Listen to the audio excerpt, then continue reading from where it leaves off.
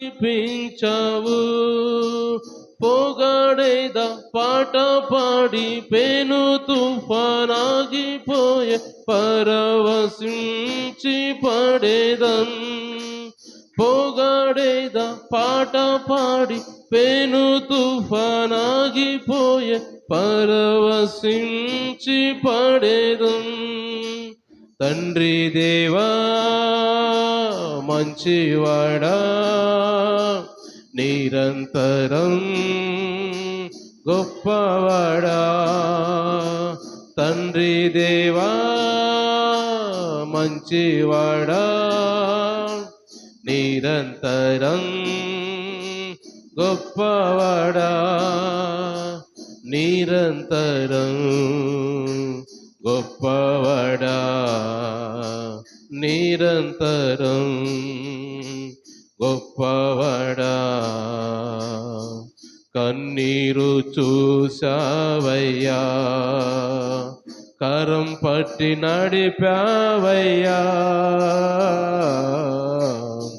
కన్నీరు చూసావయ్యా కరం పట్టి నడిపావయ్యా విన్నపం విన్నావయ్యా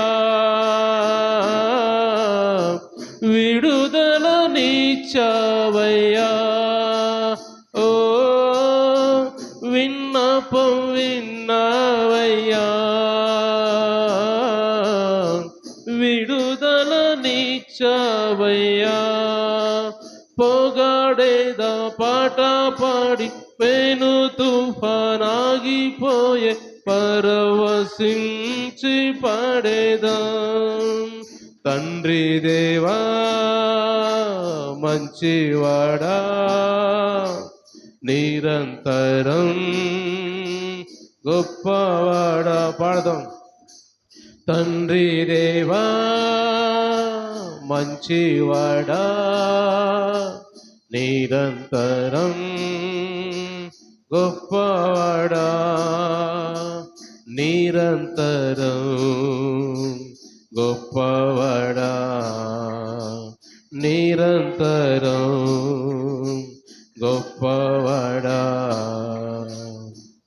ఎబినేజర్ నీవేనయ్యా సహాయం చేశావయ్యా ఎబినేజర్ నీవేనయ్యా సహాయం చేశావయ్యా ఎల్రోయి నీవేనయ్యా నన్నిలో చూశావయ్యా ఎల్రోయి నీవేనయ్యా నన్నిలో చూశావయ్యా పొగడేద పాట పాడి పెను తుఫానాగిపోయే పరవశించి పడేదా పొగడేద పాట పాడి పెను తుఫానాగిపోయే పరవశించి పడేదా తండ్రి దేవా మంచివాడా నిరంతరం గొప్పవాడా తండ్రి దేవా అందరూ పాడదాం మంచివాడా నిరంతరం గొప్పవాడా నిరంతరం గొప్పవాడా నిరంతరం గొప్పవాడా అవునయ్యా దేవానికి స్తోత్రమయ్యా గొప్పవాడా నీకు వందనాలు మంచి దేవా నీకు వందనాలు మాతో ఉన్న దేవా మమ్మల్ని చూస్తున్న దేవా నీకు వందనాలు మమ్మల్ని చేయబెట్టి నడిపిస్తున్న దేవా నీకు వందనాలయ్యా వందనాలు తండ్రి స్తోత్రమయ్యా స్తోత్రము చెల్లించుకున్నాం ఎబెనేజర్ నీవే ప్రభా మమ్మల్ని సహాయం చేసే దేవుడు నైనా అయ్యా మీరే దేవా మమ్మల్ని చూస్తున్న దేవా నీకు వందనాలయ్యా అయ్యా పరిశుద్ధిరా యేసయ్యా నీకు మా ప్రతి ప్రార్థన కూడా ఆలోకిస్తూ మాకు సమాధానం ఇస్తామని నమ్ముచున్నామయ్యా దేవా పరిశుద్ధిరా ఎంతవరకు చేసిన ప్రార్థనలన్నీ కూడా మీరు ఆలోకించారు నమ్ముచున్నామయ్యా సమాధానం కూడా మాకు ఇచ్చేవని నమ్ముచున్నావు నాయన. దేవానికి వందనాలు, స్తోత్రాలు ప్రభాని. అందరూ కూడా దేవుని సన్నిధిలో ప్రార్థన చేద్దాం. కళ్ళు మూసుకుందాం, ప్రార్థన చేస్తున్నాం. అలాగే పరిశుద్ధుల ప్రేమమయుడ జీవాధిపతి అయిన దేవా, జీవము కలిగిన దేవా, పరిశుద్ధుల మీ శ్రేష్టమైన ఘనమైన నామాన్ని బట్టి మీకు వందనాలు, స్తుతులు, స్తోత్రాలు, కృతజ్ఞతలు చెల్లించుకున్నాం ప్రభా. ఇంతవరకునైనా మీ సన్నిధి తోడుగా ఉంచి దేవా నీకు వందనాలు, స్తోత్రాలు, స్తోత్రాలు తండ్రి, వందనాలు ప్రభా. మా ప్రార్థన ఆలకించిన దేవా నీకు వందనాలు. యేసయ్యా నీకు స్తుతులు చెల్లించుకున్నాం ప్రభా. అలాగే నాయన పరిశుద్ధ వచ్చిన బిడ్డలందరూ కూడా జ్ఞాపం చేసుకోండి, దీవించండి, ఆశీర్వదించండి ప్రభా. ఆరోగ్యాలు దయచేయండి అందరికి కూడా నైనా. మీ వాక్యముతో ఆత్మతో అందరూ నింపమని ప్రార్థిస్తున్నాం ప్రభా. ఇదిగో తండ్రి నాయన వాక్యం ధ్యానించుకోబోతుండగా అందరితో మీరు మాట్లాడి ప్రభా మీ నామాన్ని మీరు మహిమపరచుకోమని యేసు పరిశుద్ధ నామని ప్రార్థన అడిగి పొందుకొని ఉన్నాం తండ్రి. ఆమేన్, ఆమేన్. అందరూ కూడా కూర్చుందామండి, అందరూ కూర్చుందాం.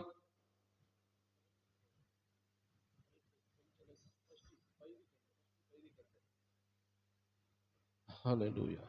దేవుని పరిశుద్ధ నామానికి మహిమ కలుగును గాక. హల్లెలూయా. దేవుని పరిశుద్ధ నామాన్ని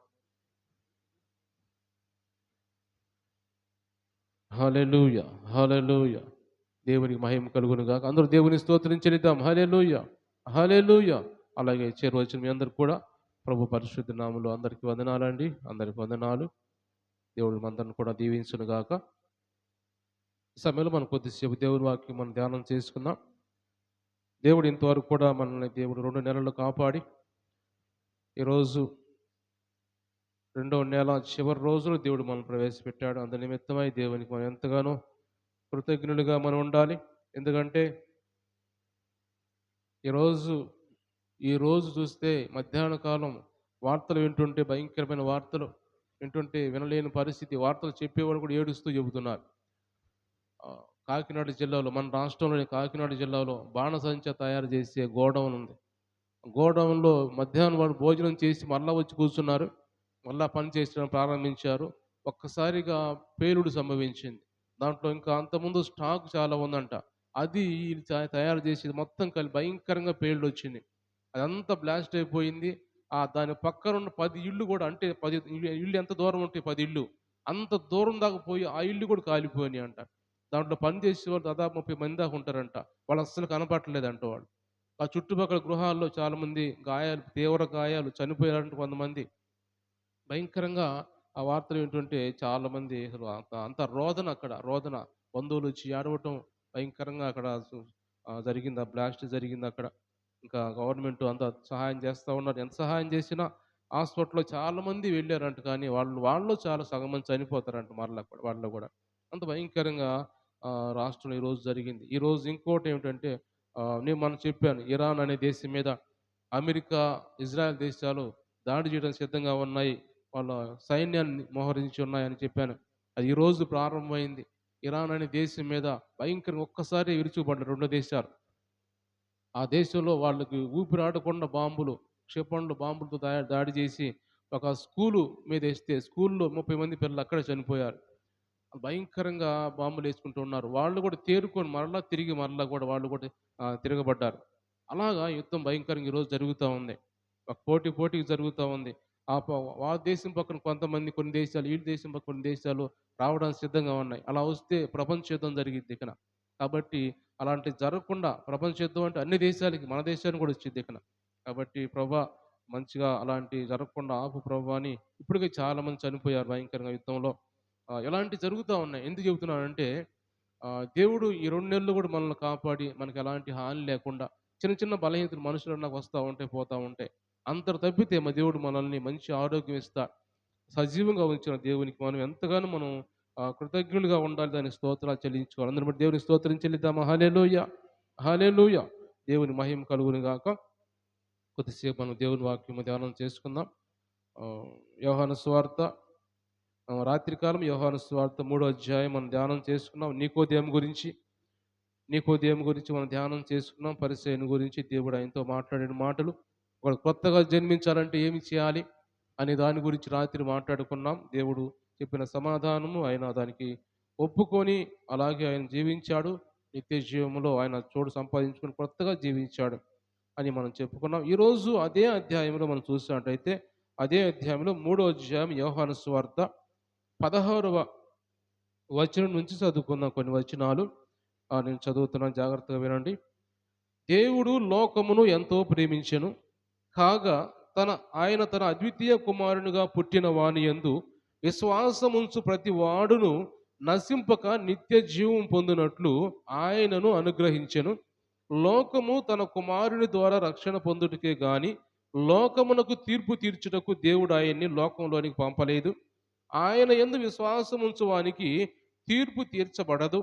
విశ్వసింపని వాడు దేవుని అద్వితీయ కుమారుని నామమందు విశ్వాసం ఉంచలేదు గనుక వానికి ఇంతకు మునిపే తీర్పు తీర్చబడెను.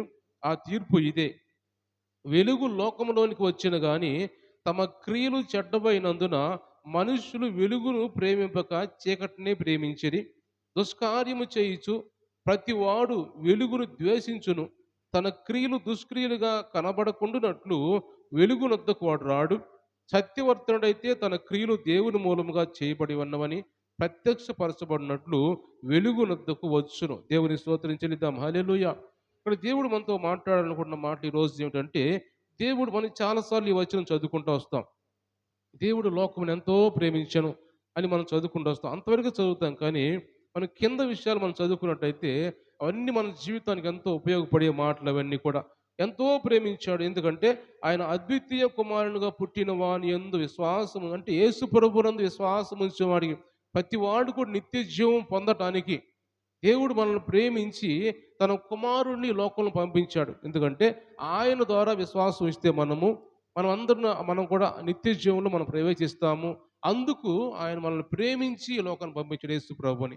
అయితే ఆ తర్వాత మనం చూసి ఆ మాటలు మనం చూసినట్టయితే, దేవుడి లోకంలోనికి యేసు ప్రభు ఎందుకు వచ్చాడు అంటే తీర్పు తీర్చడానికి రాలేదు. మొదటి రాకడ, రెండో రాకడ కాదు, కానీ మొదటి రాకడలో తీర్పు తీర్చడానికి రాలేదు. ఆయన మనకి వాక్యం చెప్పడానికి, మనం స్వస్థపరచడానికి, మనం నశించిపోతున్న మనల్ని రక్షించడానికి లోకానికి మొదటి రాకడలో వచ్చాడు. ఆయన చిన్న పిల్లవాడిగా వచ్చాడు, మనకు అన్ని తెలియజేశాడు, మరలా ఈ లోకాన్ని విడిచిపెట్టి వెళ్ళిపోయాడు. అయితే ఇక్కడ మాట్లాడుతున్న మాట ఏంటంటే, తీర్పు తీర్చబడిద్ది. ఆయన నమ్మిన వారికి తీర్పు ఉండదు, కానీ ఆయన నమ్మని వారికి ఇప్పటికే తీర్పు తీర్చబడ్డారు వాళ్ళు అని మాట్లాడుతూ, ఆ తీర్పు ఏంటంటే, వెలుగు లోకంలోకి వచ్చిన కానీ తమ క్రియలు చెడ్డమైనందున మనుషులు వెలుగుని ప్రేమించకుండా చీకటినే ప్రేమించారంట. మనుషులు వెలుగును ప్రేమించలేదు. వెలుగు అంటే యేసు ప్రభు. మనుషులు యేసు ప్రభుని ప్రేమించకుండా చీకటిని ప్రేమించే వారిగా ఉన్నారంట. ఎందుకంటే వాళ్ళ క్రియలు చెడ్డగా ఉన్నాయంట. క్రియలు చెడ్డమైనందున యేసు ప్రభుని ప్రేమించకుండా ఆయన్ని వ్యతిరేకిస్తూ ఆయన తిరస్కరించే వారిగా ఉంటున్నారు. ఎందుకంటే వాళ్ళ క్రియలు బాగలేవు కాబట్టి. ఒకవేళ దేవుని సన్నిధికి రావాలన్నా కానీ రాలేకపోతున్నారంట. ఎందుకు రాలేకపోతున్నారంటే వాళ్ళ క్రియలు బాగలేవు కాబట్టి, చెడ్డవి కాబట్టి వెలుగునొద్దకు రారంట వాడు. వాళ్ళు చేసే కార్యాలన్నీ కూడా చెడ్డ కార్యాలు. వాళ్ళు చేసే క్రియలన్నీ కూడా చెడ్డ క్రియలు చేస్తూ ఉంటారు కాబట్టి వాళ్ళు వెలుగునొద్దకు రావడానికి ఇష్టపడరంట. వాళ్ళు చాలామంది మనుషుల గురించి మాట్లాడుతున్నాడు. మనుషులు వాళ్ళు చేసే పాపాల గురించి మాట్లాడుతున్నాడు. కాబట్టి ఈరోజు దేవుడు మనతో మాట్లాడుతున్న మాటలు మనుషులు చేసే ప్రతి పాపం గురించి దేవుడు మాట్లాడుతూ, వాళ్ళు ఎలాంటి క్రియలు చేస్తున్నారు, వాళ్ళు చెడ్డ క్రియలు చేస్తున్నారా, వాళ్ళ క్రియలు బాగున్నాయా లేదా అనే దాని గురించి మాట్లాడుతూ, మనుషులు మంచి క్రియలు చేస్తే, మంచి పనులు చేస్తే, దేవునికి ఇష్టమైనవి చేస్తే వాళ్ళు సంతోషంగా దేవుని దగ్గరికి వచ్చేసి దేవుని దగ్గర వాళ్ళ క్రియలు ప్రత్యక్షపరచబడేటట్టుగా దేవుని కనపరుస్తారంట వాళ్ళు. దేవుని సన్నిధికి వస్తారంట వాళ్ళు. అంటే దేవుడు మాట్లాడుతున్న మాటలు చాలా మంది కూడా చీకట్లో ఉంటున్నారు. చాలా మంది ఇంకా కూడా దేవుని ఎరిగిన వాళ్ళే దేవుడు మాట్లాడుతున్నాడు. చాలా మంది చీకట్లో ఉంటున్నారు. దేవుని ఎరిగిన వారే చీకట్లో ఉంటున్నారు. ఎందుకంటే వాళ్ళ క్రియలు ఇంకా మార్చుకోలేదు. వాళ్ళ క్రియలు చెడ్డ క్రియలుగా ఉన్నాయి కాబట్టి వెలుగునొద్దకు రాలేక వాళ్ళు దూరం అయిపోతూ ఉన్నారు. వెలుగునొద్దకు రావడానికి మొహమాట పడుతున్నారు. వెలుగునొద్దకు వస్తే ఏమవుతుందో, ఆ వెలుగులో నా క్రియలు బయటపడతాయేమో, ఆ దేవుని వెలుగులో నా క్రియలు బయటపడి దేవుడు అందరు చూస్తారేమో, అందరు తెలుసుకుంటారేమో అని భయపడుతూ చాలామంది దేవుని దగ్గరికి రాకుండా, యేసు ప్రభు దగ్గర రాకుండా, దేవుని మందిరానికి రాకుండా దూరం అయిపోతూ ముఖం చాటు వేసుకున్న వారు చాలామంది మనం లేకపోతే, అంటే చాలామంది రక్షణ పొందిన వాని గురించే, దేవుని మెట్ల గురించే మాట్లాడుతున్నాం. బైబిల్ అంతా కూడా నేను చాలాసార్లు చెప్పాను మీకు. బైబిల్ అంతా కూడా ఎవరి గురించి మాట్లాడుతుంది అంటే అన్యుల గురించి కాదు, దేవుని ఎరగని వారి గురించి మాట్లాడదు. అపోస్తలుడైన పౌలు అంటాడు ఒకసారి, అన్యుల గురించి నాకు ఎందుకు దేవుడు చూసుకుంటాడు, నేను మాట్లాడుతుంది దేవుని బిడ్డ గురించి మాట్లాడుతున్నాను. చాలా మంది తప్పిపోతున్నారు. తప్పిపోయి చెడ్డ క్రియల్లోకి వెళ్ళిపోతున్నారు. లోకాన్ని మరణ హృదయం తెచ్చుకుంటున్నారు. అలాంటి వారి గురించి నేను మాట్లాడుతున్నాను. అపోస్తలుడు పౌలు మాట్లాడుతుంటాడు. కాబట్టి అలాంటి వారి గురించి ఈరోజు దేవుడు మాట్లాడుతూ, ఇంకా చీకట్లో ఉన్నారేమో, ఇంకా చీకట్లో ఉండి వెలుగులోకి రావడానికి ఇష్టపడటం లేదేమో, ధైర్యంగా దేవుని దగ్గరికి వచ్చి ఆయన ధైర్యంగా ఆయనతో ఉండటానికి, ఆయన సన్నిధిలో కూర్చోడానికి భయపడే వాళ్ళు చాలా మంది ఈ రోజుల్లో ఉన్నారు. ఎందుకంటే ఫస్ట్‌లో మొదటగా ఎంతో ధైర్యంగా వచ్చేవాళ్ళు. రక్షణ పొందినవారు, మంచిగా ఉండేవారు. కానీ రాను రాను కూడా వాళ్ళు క్రియలు బాగలేక మరలా లోకంలోకి వెళ్ళిపోతూ, మరలా పాత ఆలోచనలు, పాత అలవాట్లు మరలా హృదయంలో చేరుతున్నప్పుడు వాళ్ళు దూరం అయిపోతున్న పరిస్థితులు. దేవుని సొల్లు ఏది ధైర్యంగా చేయలేని పరిస్థితులు. ధైర్యంగా ముందుకెళ్దామంటే వాళ్ళకి ఏం ఆలోచన వస్తుంది? నాలో ఇవన్నీ కదా! నేను ముందుకు వెళ్ళలేకపోతున్నాను. నా క్రియలు బాగలేవు. నా క్రియలు చెడ్డగా ఉన్నాయి కదా! అందుకు నేను ముందుకు ధైర్యంగా వెళ్ళలేకపోతున్నానని వాళ్ళు అలాంటి వారు ఉన్నారని దేవుడు మాట్లాడుతున్నాడు. అలాంటి వారు ఏం చేయాలంటే దేవుడు మాట్లాడుతున్నాడు. వాళ్ళు వెలుగులోకి మళ్ళా రావడానికి ఇష్టపడాలి. వాళ్ళకి ఏది ఏమైనా సరే నేను లోకంలోకి వెళ్ళిపోయాను ఒకసారి. వెళ్ళిన నేను మరలా తిరిగి దేవుని దగ్గర రావాలి. ఏదైనా సరే వచ్చి రావాలి. నేను మళ్ళీ వెనుతిరిగి చూడకూడదు అనే విధంగా ఉండాలని దేవుడు మాట్లాడుతున్నాడు. కాబట్టి దేవుని మట్టుకు గమనించినట్టయితే మన క్రియలు మంచిగా ఉండాలి. మన క్రియలు చెడ్డగా ఉండకూడదు అని ఇక్కడ యేసు ప్రభు ఈరోజు ఎందుకంటే దేవుడు మాట్లాడుతున్న మాటలు ఆయన ఎంతో ప్రేమించి మనకు నిత్య జీవాన్ని ఇవ్వటానికి ఆయన కుమారుని ఇస్తే మనకి ఆయన కుమారుడు మనకు అప్పగిస్తే మనం మంచి క్రియలు చేయటానికి మనం ఇష్టపడలేదు. ఆయన అంగీకరించడానికి ఇష్టపడలేదు మనం. ఆయన వెలుగు దగ్గరికి మనం వెళ్ళటానికి ఇష్టపడలేదు. తండ్రి ఎవరైనా తన కుమారుని ఇస్తాడా? ఈరోజు మనం ఉన్నాం. మన కుమారులు, మన కుమార్తెలు లేకపోతే మన కుటుంబాల్లో ఎవరినైనా మనము తీసుకెళ్ళి మీకోసం ఇతను చనిపోతాడు, మీకోసం ప్రాణం ఇస్తాడు. ఎవరినైనా చెబుతాం మనం మన గురించి? మన పిల్లల గురించి చెబుతామా? ఏమాత్రం చెప్పము. తండ్రి తన కుమారుడైన యేసుక్రీస్తుని మనకి లోకం అంతటిని ప్రేమించి ఆయన పంపిస్తే ఎందుకు పంపించాడు? నిత్య జీవాన్ని మనకి ఇవ్వటానికి. మన కోసమే, మన లాభం కోసమే, మన జీవితం బాగుండటానికి కోసమే, మనం ఆయన దగ్గర ఉండటం కోసమే ఆయన పంపిస్తే మనం దాన్ని తిరస్కరిస్తూ, వెలుగును తిరస్కరిస్తూ మేము ఈ చీకట్లోనే ఉంటాం. మాకు చీకటే బాగుంది. మాకు చీకటి క్రియలే బాగున్నాయి. మాకు మంచిగా సినిమాలు, సీరియళ్ళు లేకపోతే లోక సంబంధించిన మాటలు మా నోటి నుంచి వచ్చే ప్రతి మాట అవన్నీ బాగున్నాయి. మంచిగా 10 మందితో మాట్లాడి చాలా సంతోషంగా మాట్లాడగలుగుతున్నాము. అవే మాకు బాగున్నాయని చీకట్లో ఉన్నవారు చాలా మంది ఇంకా లేకపోలేదు. అలాంటి వారి గురించి ఈరోజు దేవుడు మాట్లాడుతూ ఉపవాస ప్రార్థనలో ఈ 6వ రోజు మాట్లాడుతున్నాడు. అవన్నీ మనం తీసివేసుకుంటేనే దేవుని రాజ్యానికి చేరగలం మనము. అవన్నీ మనం తీసేసుకుంటే ఆ విశ్వాసం ఏదైతే విశ్వాసంతో నిత్య జీవాన్ని పొందుకుంటారు అని యేసు ప్రభు అన్నాడో, ఆ నిత్య జీవాన్ని మనం పొందుకోవాలంటే మన క్రియలు చెడ్డగా ఉండకుండా మంచిగా ఉండాలి. మంచిగా ఉండి మనం వెలుగు దగ్గరికి అప్పుడు ధైర్యంగా రావాలి. ధైర్యంగా కృపాసనం దగ్గరికి రావాలని దేవుని వాక్యం రాయబడింది. దేవుని మందిరంలోకి ధైర్యంగా మనం వచ్చి అడుగుపెట్టే ధైర్యం మనకు రావాలి. వస్తే ఏమైద్దో, వస్తే ఒకవేళ ప్రార్థన చేయమంటారేమో, వస్తే పాట పాడమంటారేమో, లేదా వస్తే ఇంకా ఏమో అని ఎవరు భయపడుతున్నారు? ఎవరు భయపడుతున్నారంటే లోపల మనం ఇంకా పరిపూర్ణమైన హృదయం లేదు మనకి ఇంకా. ఇంకా దేవుడిని మనం విశ్వసించలేదు మనం ఇంకా.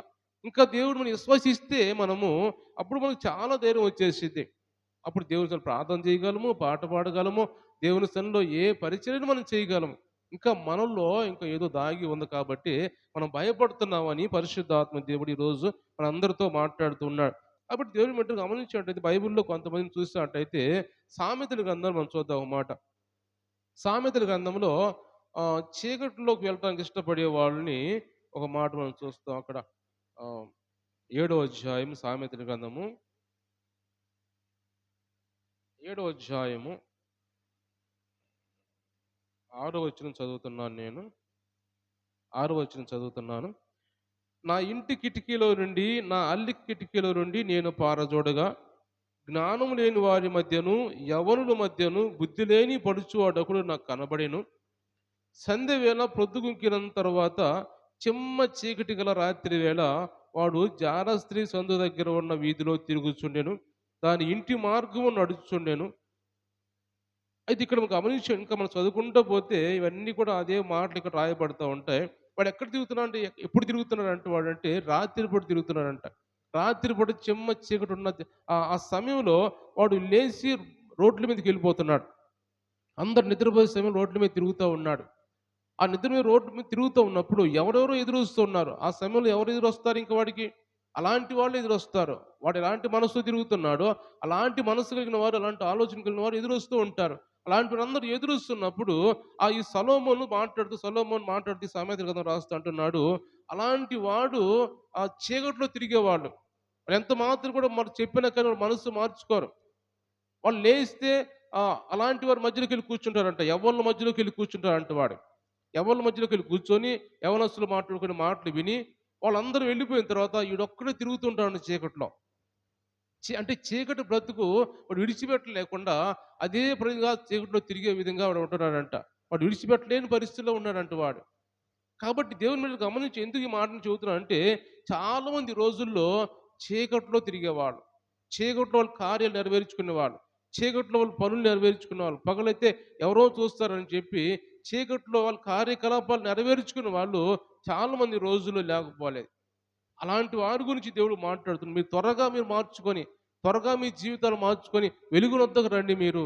వెలుగునొద్దకు వస్తే మిమ్మల్ని నిత్య జీవంలో దేవుడు చేర్చుకుంటాడు. మీ జీవితాలు బాగుపడతాయి. మీ హృదయాలు బాగుపడతాయి. మీ చెడ్డ క్రియలన్నీ కూడా తొలగిపోతాయి కాబట్టి అప్పుడు మీ జీవితం ప్రశాంతంగా ఉంటుంది అని దేవుడు మాట్లాడుతున్నాడు. కాబట్టి మనలో ఉన్న చీకటి క్రియలన్నీ బయటికి పోవాలంటే మనం వెలుగునొద్దకు వస్తేనే ఆ వెలుగులో మన పాపాలన్నీ కనపడతా ఉంటాయి. వెలుగునొద్దకు వస్తే మన పాపాలు కనపడతాయి కాబట్టి అవన్నీ అప్పుడు ఆయన తీసివేస్తాడు, దేవుడే తీసివేస్తాడు. కాబట్టి వెలుగునొద్దకు వద్దాం. ఇలాంటి వాడిగా మనం ఉండకూడదని ఈ యవ్వనస్తుడు ఎవడైతే తిరుగుతూ ఉన్నాడో వాడి వలె మనం ఉండకుండా మనం దేవుని వాక్యం మాట్లాడితే మనం పగటివారమే. మన వెలుగు సంబంధులు మనం. కాబట్టి మన వెలుగు సంబంధులం వెలుగు దగ్గరికి రావాలి. మనం చేసే కార్యాలన్నీ మనం పగలు చేసుకుంటూ ఉండాలి. కానీ చీకటి సంబంధులుగా చీకటి కార్యాలు, చీకటి కార్యకలాపాలు మనం చేయకూడదు. దేవుని బిడ్డలైన వారు, క్రైస్తవులైన వారు వాటన్నిటిని విసర్జించాలి, వాటన్నిటిని దూరపరచాలి. కాబట్టి ఇవి ఎవరు చేస్తూ ఉన్నారో, ఎవరితో ఈరోజు దేవుడు మాట్లాడుతున్నాడో నాకు తెలియదు. కానీ యూట్యూబ్లో వింటున్న వారు కావచ్చు, మనలో కావచ్చు, ఎవరు చేస్తున్నారో నాకు తెలియదు. కానీ మనందరూ కూడా చీకటి కార్యాలు, చెడ్డ మనస్తత్వాలు ఇంకా విడిచిపెట్టను కూడా ఏవైనా ఉంటే వాటిని విడిచిపెట్టేసి మనం వెలుగునొద్దకు వచ్చి ధైర్యంగా దేవుని దగ్గర మనం కూర్చొని, ప్రభా ఇదిగో నేను నీ వెలుగులోకి వచ్చాను కాబట్టి నీ వెలుగులో నా రహస్య పాపాలన్నీ కనపడుతున్నాయి ప్రభా, అవన్నీ నేను తీసివేసుకున్నాను ప్రభా అని మనం దేవుని దగ్గరికి వచ్చి ప్రార్థిస్తే మన జీవితాలు బాగు చేసే దేవుడు ఆయన. దేవుని స్తోత్రించలేదాం, హల్లెలూయా. కాబట్టి దేవుని బిడ్డలు గమనించినట్టయితే మనం చూస్తే వాక్యంలో యెషయా గ్రంథంలో 29వ అధ్యాయము, యెషయా గ్రంథం 29వ అధ్యాయం 15వ వచనం మనం చూస్తే అక్కడ కూడా ఒక మాట రాయబడి చూడండి ఒకసారి. 29వ అధ్యాయము 15 చదవమ్మా. తమ ఆలోచనలు యెహోవాకు కనబడకుండా లోపల వాటిని మరుగు చూసి వారికి శ్రమ. మమ్ముని ఎవరు చూసేదరు, మా పని ఎవరికి తెలియను అనుకొని చీకట్లో తమ క్రియలు జరిగించే వారికి శ్రమ. దేవుని స్తోత్రించడం, హల్లెలూయా. దేవుడు మాట్లాడుతున్నాడు, తమ ఆలోచనలు యెహోవాకు కనబడకుండా లోపల వాటిని మరుగు చూసి వారికి శ్రమ అంట. దేవుని తెలియదా ఆలోచన? దేవుని తెలియదా తమ ఆలోచన? ఎంతమందికి తెలియదు? దేవుడికి ఎవరు ఆలోచన తెలుసు. ప్రతి ఒక్కరి ఆలోచన దేవుడు ఎరిగి ఉన్నవాడే. వాళ్ళంట దాచుకుంటున్నారంట, వాళ్ళు లోపల దాచుకొని వాటిని మరుగు చేస్తారంట. వాటిని మరుగు చేసిన కానీ దేవుడు తెలియదు. ఆలోచనలు అన్నీ ఎరిగిన దేవుడే. మన ఆలోచన ఎరిగిన దేవుడు. మనం ఏం ఆలోచన చేస్తున్నామో, ఎలాంటి మాటలు మనం చేస్తున్నామో అన్నీ దేవుడు చూసే దేవుడు. కాబట్టి వాళ్ళకి శ్రమ అంటున్నాడు. ఇంకా అంటున్నాడు, మమ్మల్ని ఎవరు చూస్తారు, మా పని ఎవరికి తెలియను అనుకొని చీకట్లో తమ క్రియలు జరిగించే వారికి శ్రమ. మమ్మల్ని ఎవరు చూస్తున్నారు, మమ్మల్ని ఎవరు పట్టించుకోవట్లేలే, చీకట్లో వెళ్తున్నాం కదా, ఎవరు కనపడుతున్నాం, మమ్మల్ని ఎవరు చూడలేదు అనుకున్న వారందరూ కూడా శ్రమ అని దేవుడు ఇక్కడ యెషయా ప్రవక్త ద్వారా రాస్తున్న మాటలు. కాబట్టి చీకట్లో జరిగించే క్రియలు కావచ్చు, లేకపోతే చెడ్డ మనస్తత్వాలు కావచ్చు, వారన్నిటిని కూడా తీసివేసుకోవాలి. ఎందుకంటే దేవుడు తన కుమారుడిని ఆ నిత్య జీవంలో మనల్ని చేర్చుకోవడానికి మన కోసం ఆయన ఈ లోకాన్ని పంపించి మన కోసం మరణించేలా, మన కోసం ప్రాణం ఇచ్చేలా దేవుడు సహాయం చేశాడు మన కోసం. కాబట్టి మనము నిత్య జీవాన్ని పొందుకోవాలంటే ఆ యేసు ప్రభు కార్చిన రక్తంతో మనం కడగబడి మన హృదయాలు కడుక్కొని, ఏ పాపం లేకుండా, ఏ దోషం లేకుండా మన హృదయాలు కడగబడి మనము దేవుడిని అంగీకరిస్తే అప్పుడు మనము కూడా దేవుని రాజ్యం నిత్య జీవంలో ఉంటామని పరిశుద్ధ ఆత్మ దేవుడు రోజు మాట్లాడుతున్నాడు. కాబట్టి మనల్ని ప్రేమించిన దేవుడైన, మనల్ని ప్రేమించి మనకి ఇచ్చిన దేవుడైన. మనం చూస్తే ఇంకా కొన్ని వాక్యాలను చూసినట్టయితే యోహాను సువార్త 12వ అధ్యాయం 35వ వచనం చదువుతాం. ఇంకా చాలా విషయాలు ఉండి కానీ మనం మాట్లాడుకునే సమయం కాదు. యోహాను సువార్త 12:35 చదువుదాం. హ్మ్. హ్మ్. హ్మ్. హ్మ్. వెలుగు వెలుగు ఉండగా నడువుడి, చీకట్లో నడుచువాడు ఎక్కడికి పోతున్నాడో ఎరుగడు. మీరు వెలుగు సంబంధులగునట్లు మీకు వెలుగుండగానే వెలుగునందు విశ్వాసం ఉంచుడని వారితో చెప్పాను. దేవుని స్తోత్రం చెల్లిద్దాం. హల్లెలూయా! దేవుడు మాట్లాడుతుంటున్నాడు. ఇంక కొంతకాలం వెలుగు మీ మధ్య ఉండును. చీకటి మిమ్మల్ని కమ్ముకొనకుండునట్లు మీరు వెలుగు ఉండగానే నడువుడి. చీకట్లో నడుచువాడు తాను ఎక్కడికి పోవుచున్నాడో ఎరగడు. మీరు వెలుగు సంబంధులగునట్లు మీకు వెలుగుండగానే వెలుగునందు విశ్వాసం ఉంచుడని వారితో చెప్పాను. దేవుని స్తోత్రం చెల్లిద్దాం. హల్లెలూయా! ఇక్కడ యేసు ప్రభువు మాట్లాడింది ఏమంటే వెలుగుండగానే మీరు ఆ వెలుగుని అనుకరించండి. వెలుగు సంబంధులుగా మీరు ఉండండి. వెలుగు దగ్గరికి రండి మీరు అని అంటున్నాడంటే వెలుగంటే యేసు ప్రభువుని గురించి మాట్లాడుతుంటున్నాడు. ఆ వెలుగంటే యేసు ప్రభు అని చెప్పాను నేను. అయితే ఆ వెలుగు దగ్గరికి మీరు రండి. వెలుగు దగ్గర ఎందుకంటే చీకట్లో నడిచేవాడు ఎటు పోతున్నాడో వాడికి తెలియదు. భయంకరమైన చీకటి ఉంది. కటిక చీకటి ఉంది. ఎటు పోతున్నాడు కింద ఏముందో తెలీదు. అలాంటి వారుగా ఉంటే చీకట్లో ఉన్నవాళ్ళు, చీకట్లో నడుచుకున్న వాళ్ళు అలా ఉంటారు. ఇంకా చీకటి బ్రతుకుల్లో ఉన్నవాళ్ళు, హృదయంలో చీకటి ఉన్నవాళ్ళు అలాగ నడుచుకుంటారు. వాళ్ళకి తెలియదు ఏం చేస్తున్నారో తెలీదు. ఎటు పోతున్నారో తెలీదు. కాబట్టి అది మీరు తెలుసుకోవాలంటే వెలుగునొద్దకు రండి మీరు. వెలుగునొద్దకొస్తే ఆయన మీకు తెలియజేస్తాడు. మీ మార్గం తెలియజేస్తాడు. మీరు ఎటు పోవాలో, ఏమి చేయాలో మీకు తెలియజేస్తాడు. అని యేసుప్రభు ఇక్కడ వెలుగు గురించి మాట్లాడుతూ మీరు వెలుగు సంబంధులు మీరు. మనందరం వెలుగు సంబంధులం. ఈరోజు దేవుని సన్నిధికి వచ్చామంటే, మందిరానికి వచ్చామంటే అందరూ వెలుగు సంబంధులు మనం. వెలుగు సంబంధులుగానే ఉండాలి గానీ చీకట్లోకి మరి వెళ్ళకూడదు తిరిగి మళ్ళా కూడా. అందుకు దేవుడు వాక్యం మాట్లాడే దేవుడు అంటే నాగటి మీద చెయ్యి వేసి వెనుక తిరుగు చూసేవాడు రాజ్యానికి పాత్రుడు కూడా అంటాడు వాక్యంలో. నాగటి మీద చేసి ముందుకెళ్ళాలి అంత వెనక్కి తిరిగామంటే ఆ ఎటు పోయిందో తెలియదు నాగలి. ఆ సాలు వంకపోయిద్ది. దారి పక్కకు పోయిద్ది. కాబట్టి పక్కకు పోకుండా ఉండాలంటే నాగటి మీద చేయి వేసినప్పుడు ముందుకు గమ్యస్థానం చేరే వరకు కూడా అలాగ పట్టుకొని ఉండాలి మనం. ఏమాత్రం విడిచిపెట్టకూడదు దాన్ని.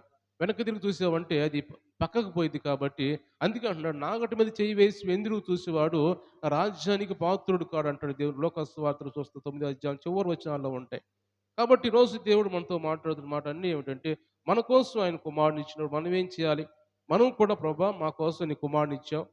మా కోసమే ఇప్పుడు మేము బాగుండటం కోసమే, మా జీవితాలు బాగుండటం కోసమే, మేము నిత్య జీవం చేరడం కోసమే మా కోసం ఈ కుమారుని పంపించావు అని మనము కృతజ్ఞులుగా దేవుని సన్నిధిలో ఉండాలని పరిశుద్ధాత్మ దేవుడు మనతో మాట్లాడుతూ ఇంకా చీకటి సంబంధులుగా ఉన్నవాడు మనం చూస్తే ఇస్కరియోతు యోధా గురించి మనం చూడొచ్చు. యేసు ప్రభుని సిలువ వేయమని కేకలేస్తూ ఉంటారు కొంతమంది. వాళ్ళు కూడా ఇంకా చీకటిని అనుకరించే వాళ్ళుగానే ఉంటారు.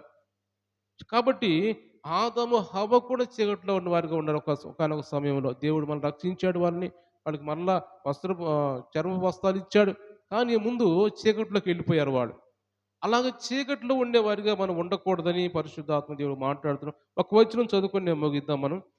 రోమీయులు రాసిన పత్రిక మనం చూస్తే 5వ అధ్యాయము 8వ వచనం. రోమీయులు రాసిన పత్రిక 5వ అధ్యాయము 8వ వచనం చదువుదాం. హ్మ్. హ్మ్.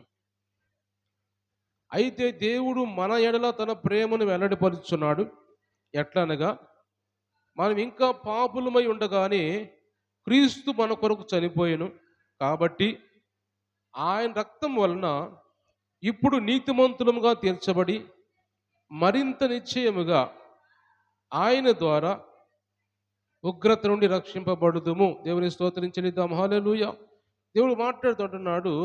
అయితే తన ప్రేమ వెల్లడి చేస్తున్నాడంటే ప్రేమ ఎలా వెల్లడి చేస్తున్నాడు? ఎలా వెల్లడి చేస్తున్నాడంటే మనం ఇంకా పాపులమై ఉండగానే క్రీస్తు మన కొరకు చనిపోయాడు.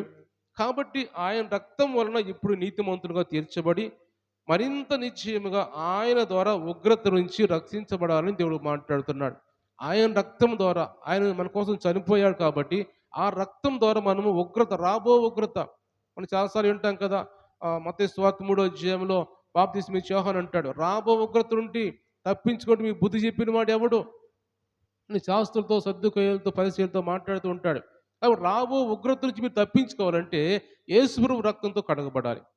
యేసుప్రభు రక్తంతో కడగబడితేనే మనము రాబో ఉగ్రతను తప్పించుకొని మనం వెలుగు సంబంధులుగా ఉంటాం. వెలుగునంతకు వస్తాం.